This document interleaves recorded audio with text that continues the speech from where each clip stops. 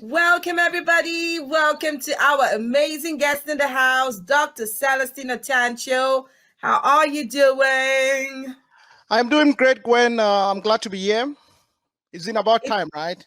It's good About to time. have you in the house. I know I've been behind you. I've been like, hey, come on, let's talk. Let's get to know more of what you're doing. So let's dive into business today. Doc, I know you. I know where you come from, but I'm sure that a lot of people who are tuning in right now are meeting you for the very first time. So would you mind telling us a little bit more about you, where you come from, just a little background so we can know who we're talking to today? All right. Thank you, Gwen. Thank you so much for having me. My name is Celestina Tangcho. I was born in Bamenda, and when I was 9 months old, I went to Kumba. So I grew up in Kumba until when I was 12, and then came back to Bamenda. Went to CPC Bali. Attended CPC Bali for 7 years, and after CPC Bali, my life took a turn. I was pretty much everywhere and anywhere in Yaoundé for some years, and then winding up in Europe, and then finally in the United States. When I came here, when I left Cameroon, I went to Madrid, Spain, to study medicine, and I could not pay my way through that education, so just spent 3 years in Europe trying to survive, and then winding up here in the United States, and then I went into nursing. Trust me, I went into nursing reluctantly initially, and it was like a springboard. At the time, I thought it was a springboard to go back to medicine or pharmacy, because at that time I got married and having kids. So going to med school and residency was not, I was not looking to go through that. So pharmacy was on my mind. But when I started nursing, I ended up understanding the world of anesthesia. I met some few providers that did anesthesia, and I was fascinated. And I knew right there that's what I wanted to do. So I went into nurse anesthesia, and then eventually had a doctorate degree in nurse anesthesia practice. And that is the best decision that I ever took. And I'm encouraging everybody that is here thinking about a career in the medical field. Anesthesia is something you can think about. And I will be so glad to walk you through and help you, mentor you, so that you can achieve that. You're always very open. I'll tell you something. The very first time I met you, I can't remember how many years ago that was. We were at a Bamileke event, I believe the Bamileke Yes. Association of New Jersey. Yes, Southern That New was when I Jersey. met you. Correct. And I was so touched by your personality, your kindness, your willingness to help people. And ever since we've remained good friends, you know, you've always been at events. I've seen you everywhere supporting everybody, and that's one of the things that stood out for me. So when I heard about your nonprofit, the CRRI, was what inspired you to create the CRRI. Do you want to tell us a little bit more about the CRRI? What is that? Yes, CRRI. Sometimes it's difficult to pronounce the two R's. I know, right? Yeah, so a lot of people have difficulties, but CRRI is Community Refugee Relief Initiative. You know, how did this come about? We all know that our brothers and sisters from Cameroon, especially Northwest, Southwest, are going through this armed conflict. And so many people have fled to neighboring Nigeria. Over 80,000 according to UNHCR official report, and then internally about 1 million people that are just fled for safety. So this has been going on for 4 years.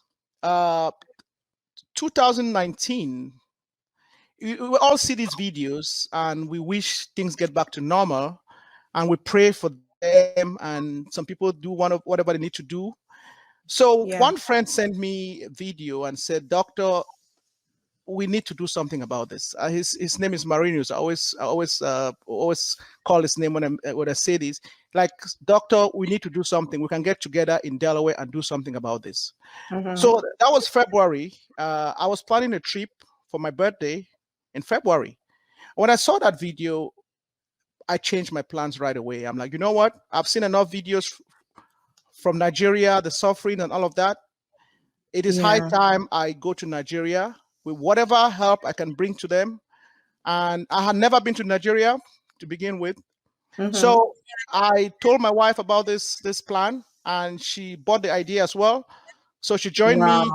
And then there was also one friend, Miss Jessie Tenkiang. So she joined, and we went to Nigeria, 3 of us, with the support of some people in the community. I shared the information with people in the community. So they put some, support together, and we went to Nigeria. The very first time I set foot in the refugee camp in Ogoja, oh my goodness, we all broke down in tears. We could not help it. The suffering. It's like you see these kids all over the place, pregnant, and you see a little child of 14-year-old having another child. And it was horrible. So we did provide a lot of food that we brought with. We bought a lot of food in Nigeria, went to about 7 settlements, gave out this. We went with a lot of pencils and pens for the kids to go to school. So that was supposed to be a one-time mission. But what we saw in Nigeria prompted us to continue doing this. So when we came back, we put ourselves together and we formed CRRI, because we wanted this vehicle through which we can continue to provide for our people. And we went back to Nigeria in December of that same year. And this time around, we realized that it is okay to provide food, it's okay to provide educational assistance, but we need to train these people. We need to train them. We need to give them something that is sustainable. And that is how the Refugee Livelihood Rescue Project was born. When we went to Nigeria in December of 2019, we enrolled 400 refugees in career training programs across Cross River and Taraba State. Yes, we went in there. The plan and the budget was to enroll 200 refugees, but when we saw the desire to learn something, to be empowered, we could not turn them away. That's how we ended up enrolling 400 of them. Wow! And by the grace of God, we raised funds here and there, and we're able to pay for the tuition. Finally, we have about over 260 that maintain the program, because a lot of them had to drop out because of hunger and other challenges. But 260 of them have graduated or will soon graduate. And that is one of our major success stories. We just came back from Nigeria a few weeks ago. 2 weeks ago, we came back from Nigeria, and we have graduated a lot of them in Cross River State. In the next 2 weeks, we're going to continue with that. We're going to graduate more refugees in Taraba. So we are very excited, and we believe that with these refugees acquiring this training, this empowerment, they will be able to provide food for themselves and their families. And that is how they will gradually come out of poverty and be able to have a sustainable lifestyle for themselves and their communities. Our big worry now is, how do we open up workshops so that these refugees that have graduated can put what they have learned into practice? That is our big challenge coming forward. And I understand that everybody to help us achieve that. Yes. And I'm really putting out that call to action right now. I know there are a lot of good men and women out here, some of who are parents or who at least have family members who know somebody who has lost somebody in this whole chaotic situation that has been happening for more than 4 years now. While we're here in the United States or wherever we find ourselves around the world, some people have nowhere to go. I don't know if it has ever happened for somebody to find themselves in a place where they don't know where the next meal will come from. They don't know where they will spend the night. I will tell you that I have, goodness, like being a student in New York, there were a lot of things that I went through, that there were days that I felt like, God, I don't even have food to eat because of how expensive just the living situation was out there. And I would imagine that for someone like me who had a lot of friends that I could call and say, hey, I'm going through a tough time. What about those kids? What about those people there who don't have anybody, who may have lost everybody that they know in their family or in their circle of friends? So I really want to say kudos to you and your team. And it's always very, very emotional for me whenever we talk about, what some other people are going through. They didn't ask for this, but this is the situation where they find themselves. And it is only going to take good will for them to come out of that. So Doc, I know it has been a difficult experience for you. A friend of yours called you, talked about this situation. You, who has always been somebody who would travel and have fun for your birthday, you decided to turn those funds around and go over to Nigeria to help people that you don't know, people that you're not even affiliated with, just because you felt that as an orphan yourself, somebody gave you hope. And that's why you're able to help somebody out there today. Have you had some people supporting the project, or how have you managed to, fund all of these initiatives that you've been carrying out with the CRRI? Yes, we've had a lot of support from some good friends and some organizations. I'll mention here, Tri-State has been a very supportive partner. Delaware Veteran Soccer Club has been there. The Bamileke Dynamic Group of Southern New Jersey. Um, um, CAS NJ, CAS NJ of New Jersey. So there are a few groups that have been there with us. Friends have supported us to keep us going. And we're supposed to have a fundraiser last year, but because of COVID, we could not. And that has really handicapped us a lot. We were able to get some little funding from the SBO, a little loan, and to be honest, that's what is sustaining us today, because we have about 14 staff in Nigeria. We have coordinators in all these locations that we have trainees. We have a center that we're running. Besides all of this, we have a center, CRRI, Career and Empowerment Center in Ogoja, that is training about 100 refugees in computer studies. That is separate from the livelihood project. And right there, we have about 9 staff that are teaching. And some of them are doing that on volunteer basis. We have one person teaching from Cameroon remotely, So we have a lot of friends that have been supportive. But the unfortunate thing is that we are experiencing donor fatigue. Unfortunately, people give and give and give, they get tired. But what I want to encourage everyone to try not to do is to get tired. Because when you're talking about 80,000 people, these are not just numbers. These are actual human beings. When you go out there on the field and you set your eyes on this reality, life will never be the same. So when you're here, let us count our blessings and try to spare something for the less fortunate. On the screen there, you see those are our trainees in auto mechanic in Taraba State, So we need to get these people going. We cannot give up on them. I understand it's challenging, it's tiring, times are hard, but guess what? We are better off. And we can collectively do this together. Sometimes people get overwhelmed. Like, there are so many of these refugees. Where do I begin? Just begin with one. It just takes beginning with one to get them going. And you have a formidable partner in CRRI. If you're one of those out there who wanted to do something for refugees in Nigeria and you don't know how to go about that, contact us and we can get this going. And Gwen, I want to add here that we are also doing things in Cameroon. We've provided a lot of relief assistance. When COVID hit in early February, I was in Nigeria, actually. I was in Nigeria February of 2020 when COVID hit. That is when we launched the CRRI, Career and Empowerment Center. I was in Nigeria.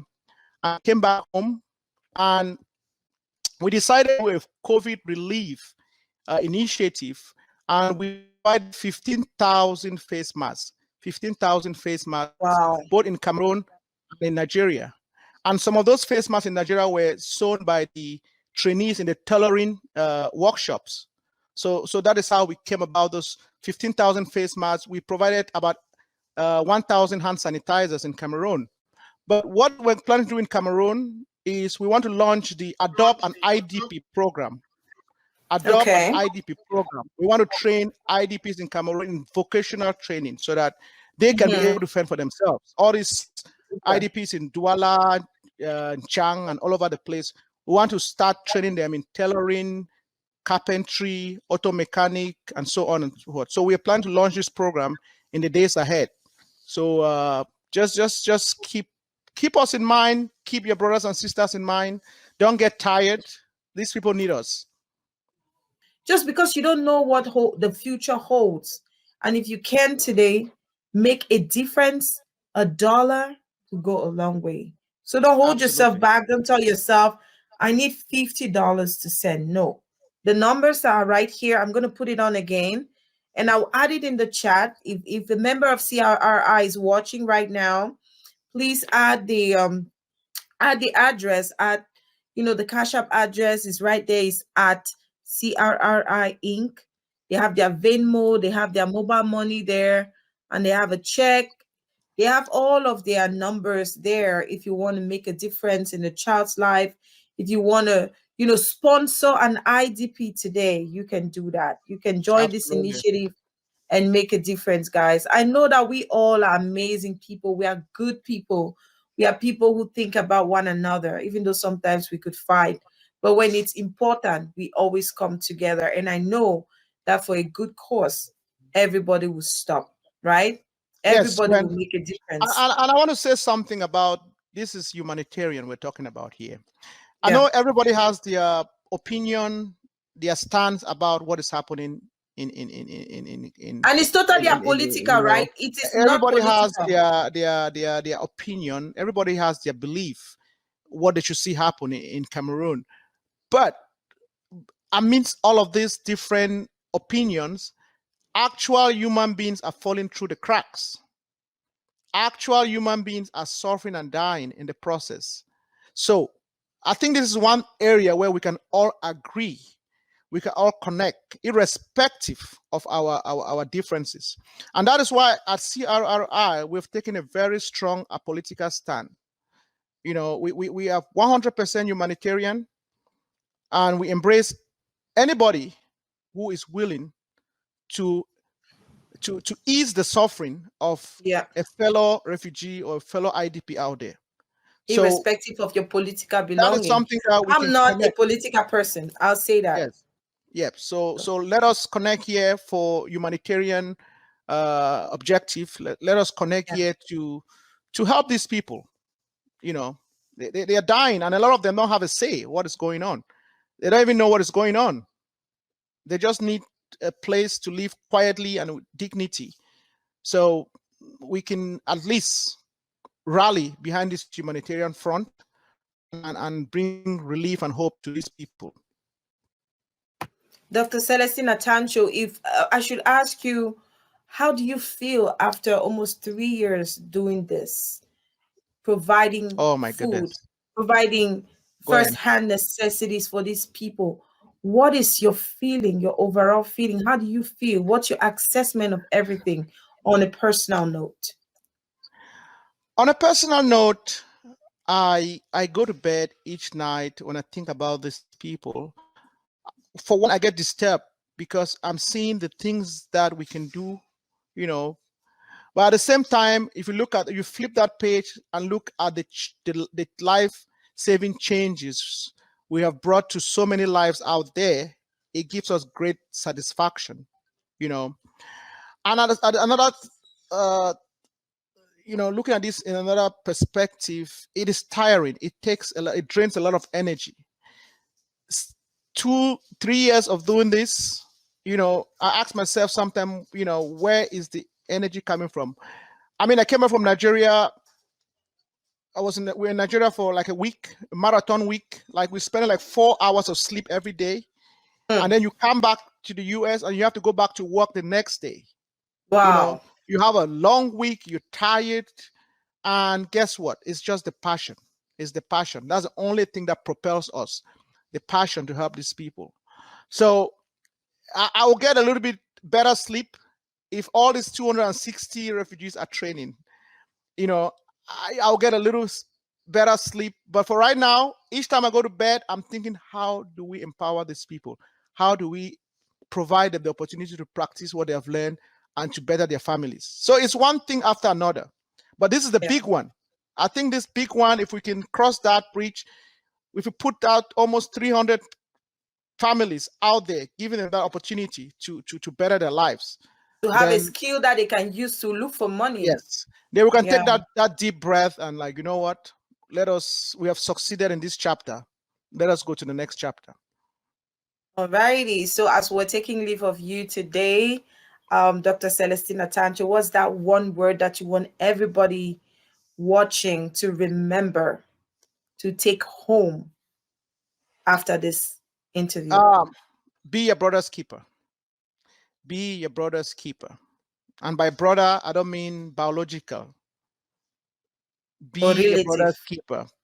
Help your brothers and sisters out there.